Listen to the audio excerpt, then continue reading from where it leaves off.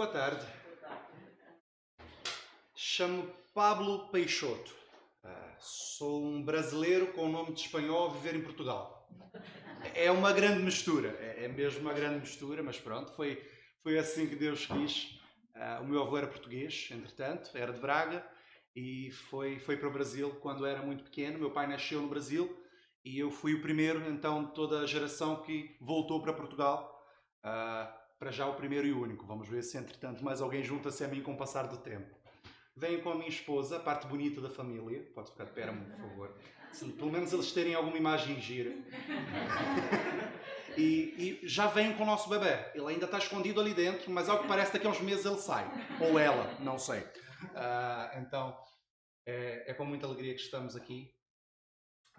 Somos da Igreja Batista da Alcobaça, de quem trago também um forte abraço aos irmãos, em nome do pastor Alberto Carneiro e de todos os demais ali. Viemos a convite do pastor Mário Conrado. O pastor Mário é um amigo já de longa data, por mais que só sejam 5 anos, o período que estou em Portugal. Cheguei em Portugal num sábado e num domingo conheci o pastor Mário Conrado. Lá em Tondela, na altura, eu estive em Viseu a servir ali como obreiro auxiliar, e o pastor Mário Conrado foi daquelas amizades que nós fizemos mesmo assim ao chegar. E eu contava de manhã na igreja de Rio Maior que eu tive o hábito de tomar café com o pastor Mário Conrado todas as semanas. Então nós nos encontrávamos para tomar um café. E eu, entretanto, fui convidado para ir para a igreja de Alcobaça. E disse, como é que vai ser agora? Sem o meu amigo, como é que vai ser isso? Não é? E disse ao Mário, tenho que orar para Deus fazer um convite para tu ires para o pé de mim. Parece que Deus ouviu as minhas orações. O pastor Mário foi então para Marinha Grande e continuamos a tomar o nosso café semanal, que tem sido fantástico. Ainda há pouco o Nuno dizia, não é? Hoje não sei como é que está, isso está um bocadinho pior. No céu vai ser melhor. Tenho a certeza que no céu há de ser melhor. E por falar do céu, hoje experimentamos um bocadinho do céu. Hoje fomos muito bem recebidos pela família do Nuno e tivemos a volta da mesa. Ao que parece, no céu também vai ser assim. Nós vamos chegar lá e já vai ter uma boda preparada para nós. Não é assim que Jesus disse? Às bodas do Cordeiro nós vamos nos encontrar e vamos estar também à volta da mesa e vai ser fantástico. E se não for antes, sei que vamos nos ver lá da próxima vez.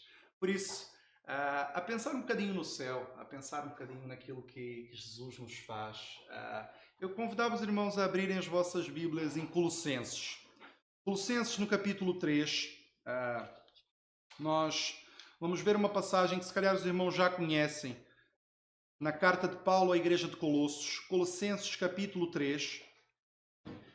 E embora eu vá me focar praticamente num versículo, como gosto de fazer, vamos ler do 1 ao 4. Colossenses, capítulo 3, versículos de 1 a 4.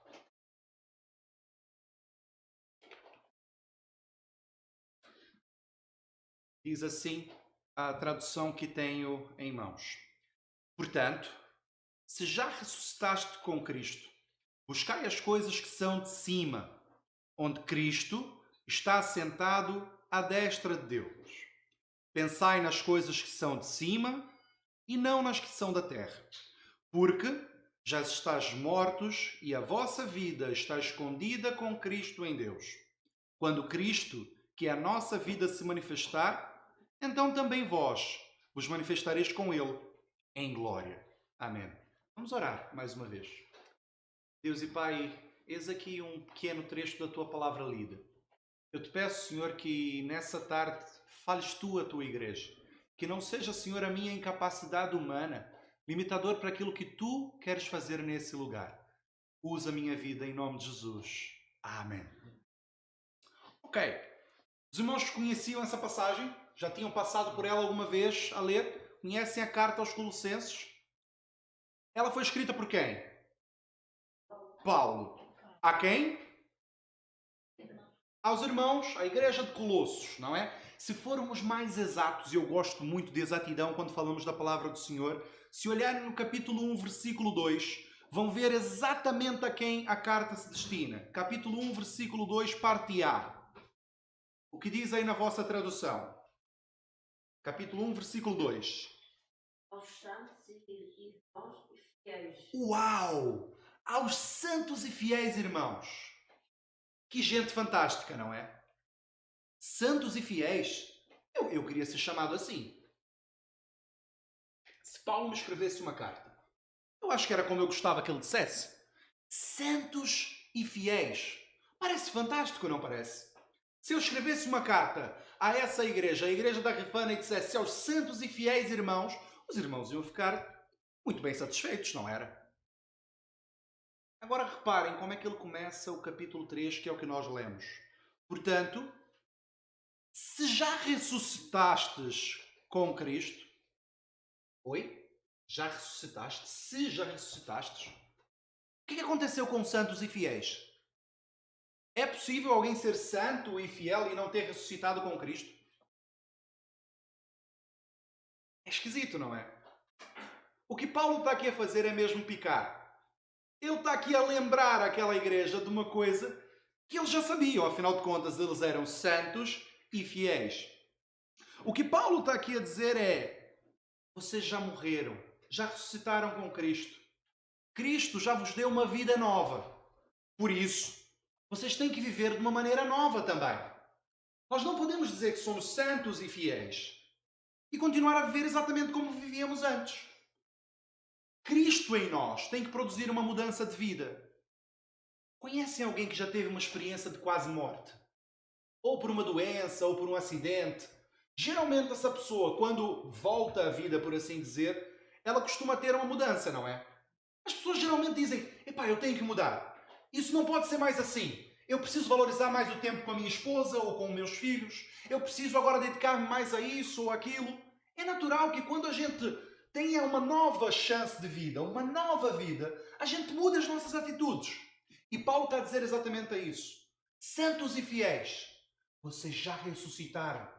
Não é a mesma vida. É uma vida nova. É preciso ter mudanças. Se não houver mudanças, não é uma nova vida. Estão a viver exatamente como antes.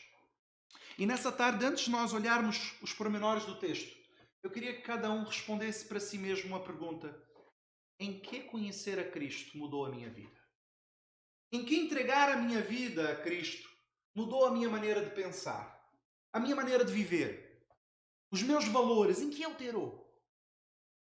Meus queridos, nós já ressuscitamos com Cristo. Nós somos santos e fiéis, ou devíamos ser. E é por isso que Paulo vai escrever essas palavras fantásticas. Portanto, se já ressuscitastes com Cristo, buscai as coisas que são acima, do alto. Buscai. Essa expressão é fantástica. Eu gosto muito de expressões e pormenores. Essa palavra que está aí escrita no texto original, no grego, quando Paulo escreveu, é a palavra zeteo. Zeteo. Eu não sou muito bom em grego, irmãos. Desculpem lá, eu já disse isso mais cedo. Se estou a pronunciar mal, me perdoem, está bem? Zeteo. Zeteo é uma expressão que não quer dizer apenas buscai. Na verdade, zeteo vai trazer uma expressão tripla. Ela vai significar buscar, tentar encontrar, mas também vai significar investigar. E também vai significar desejar. E queria falar um bocadinho sobre isso. Buscar. Já perderam alguma coisa e andaram a buscar? Andaram à procura? A gente para tudo, não é? Para buscar, eu preciso dedicar ali todos os meus esforços àquilo, até encontrar. A busca só termina quando eu encontro. Enquanto eu não encontrar o que eu estou a procurar, eu não vou sossegar. Eu preciso procurar e buscar e buscar e continuar a buscar. Zeteu, busca. Sabem quando nós estamos à procura de algum sítio? Estamos no carro a conduzir, à procura do número de uma casa. Isso aconteceu comigo hoje a procurar a igreja de Rio Maior. Eu estava ali à procura e de repente o GPS diz já chegou ao seu destino e eu não estava a ver. Então naturalmente o que é que a gente faz? A gente abaixa o volume do rádio para procurar melhor. Porquê? Se a gente procura com os olhos, por que raios a gente abaixa o volume? Porque zeteu, porque buscar e procurar exige de nós dedicação exclusiva. Tens que focar toda a sua atenção em procurar. E Paulo está a dizer, Zeteu, procura as coisas do alto, esquece todo o resto, foca só nisso, porque tens uma vida nova, agora foca nisso, busca, procura. A outra expressão que eu disse de Zeteu é investigue. Investigar. Conhecem algum investigador da polícia? Já viram algum filme de investigação policial? É assim, os tipos precisam estar atentos aos mínimos detalhes. O mais pequeno pormenor pode desvendar um caso. Então, cada detalhe conta. Uma investigação tem que ser minuciosa, não pode ser superficial. Buscar as coisas do alto não é simplesmente vir à igreja ler a Bíblia aqui. Não é simplesmente chegar em casa e dizer eu vou ler a Bíblia num ano, começar a ler o texto, tumba, tumba, tumba. É minuciosa, é bem devagar, é a procurar, é a ler, é a tentar perceber. Zeteu, investigue. Aqueles que têm formação superior e mestrados e assim sabem bem. Uma investigação de mestrado, ui, que trabalho que dá. É daquelas que a gente gasta horas e horas e dias e meses a fio para tentar chegar a uma conclusão. Zeteu, investigue, vá aos pormenores, procure. Eu me lembro que há umas 2 semanas li uma notícia em um jornal. Aqui na Europa, em algum sítio, uma polícia desvendou um caso por causa de um mosquito, uma melga. Dentro de um carro que tinha sido roubado, eles encontraram lá morto um mosquito. E dentro desse mosquito, eles encontraram um bocadinho de sangue. Tiraram o ADN e descobriram quem era o bandido que tinha roubado o carro. Aquilo foi uma investigação das mais minuciosas que eu já via. Parecia até casos de filmes, não é? Mas não, foi real, aconteceu. Zeteu, investigue ao mais pequeno pormenor. E finalmente, Zeteu também pode ser desejar. E tendo eu uma esposa grávida, devem imaginar que eu não quero falar sobre desejos, não é? Quando uma grávida quer uma coisa, ela quer. A gente pode até tentar negociar e dizer, amor, vá lá, ao invés disso, vamos comer aquilo. Olha, mas se ela virar e disser, eu estou com desejo, a coisa muda de figura, não é? Se ela quer, se ela tem o desejo, ela vai ter que ter. A gente vai se esforçar ao máximo para satisfazer esse desejo. Não é simplesmente, o desejo não é aquela coisa de, eu gostava. Não, não. Um desejo é algo ardente. É algo que vai motivar tudo e todos. Vai me fazer ir para a cozinha às 2 da manhã para fazer arroz com ovo. Ou descascar uma maçã às 3.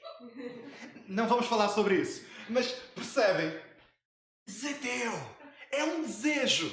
É uma busca que foca nossas atenções. É de facto o pormenor mais pequeno.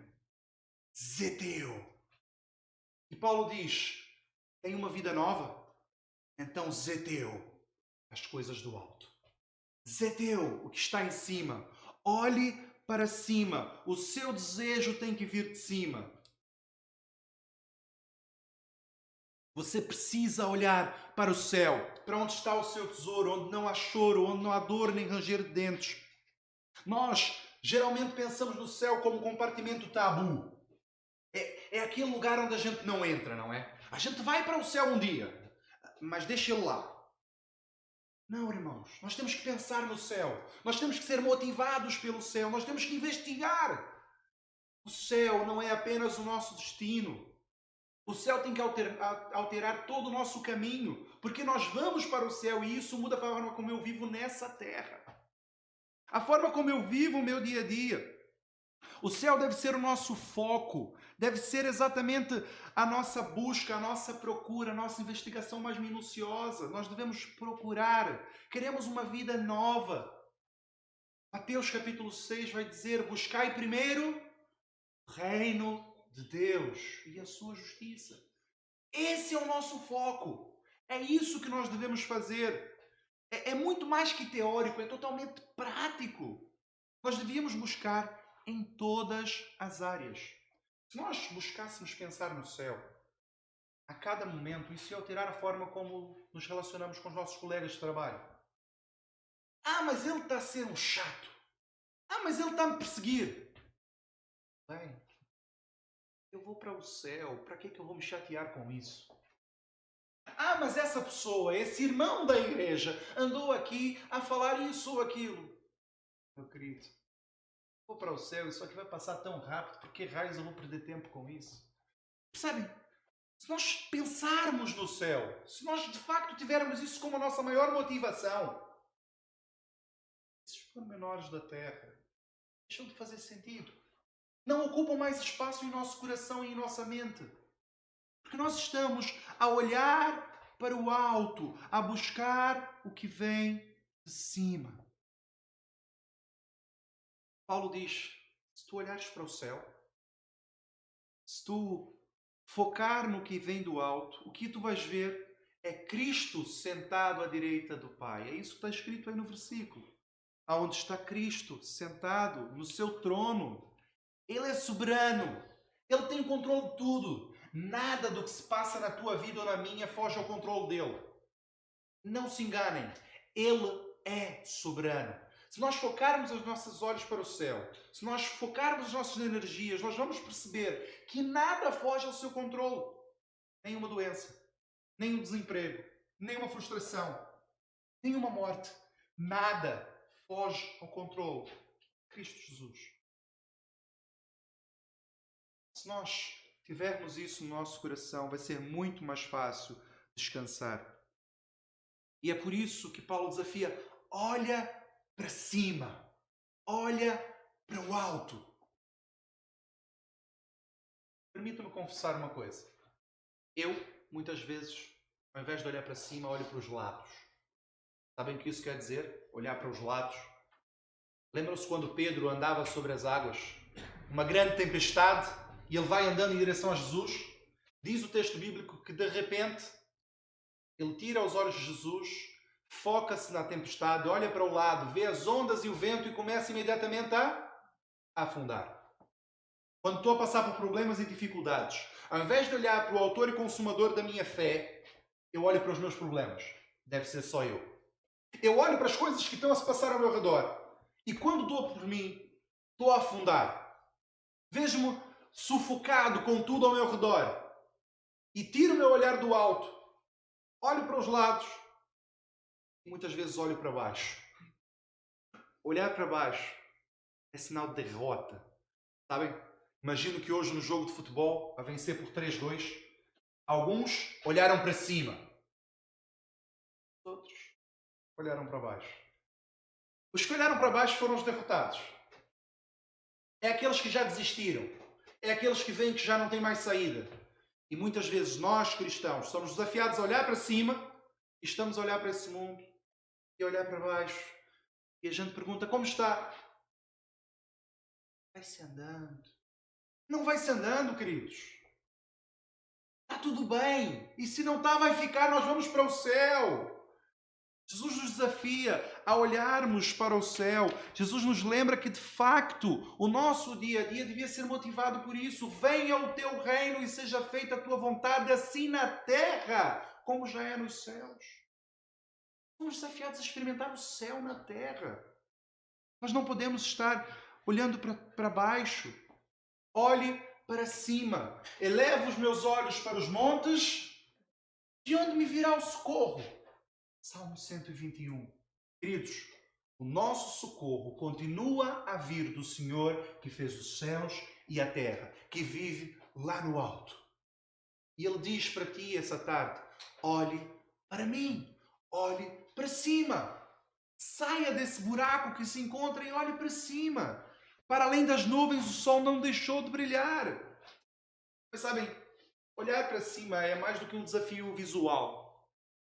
Quando um corpo está saudável, o olho vai olhar para onde a mente manda. Eu penso em olhar para lá e o meu olho vira. E por isso ele diz, além de olhar, além de buscar, zeteu, pensai nas coisas que são de cima e não da terra. Colossenses 3:2, foi o segundo versículo que lemos. Pensai, mantenha o seu foco, mantenha o seu pensamento. Ocupe a sua mente com as coisas do alto. Normalmente no que pensas tu? Nos problemas? Pensas na tua família, nas coisas que tens para resolver no dia a dia? no teu trabalho que tanto depende de ti. Paulo diz, se calhar devias gastar mais tempo a pensar nas coisas que são de cima. Sabe porquê? Diz o versículo a seguir. Porque já estáis mortos. Meus queridos, essa carcaça vai morrer. Nós já estamos mortos. Que zumbis que nada. Os cristãos é que são. Olha para o irmão que está do teu lado. Pode olhar. Por mais jovem que ele possa ser, ele já morreu. Já morreu para esse mundo. Já foi, já está. Sabem, esse mundo já não nos diz nada. É só uma passagem. Nós estamos a caminho do céu. Nós temos uma promessa maravilhosa e gastamos nosso tempo, nosso pensamento, todas as nossas energias com coisas tão superficiais.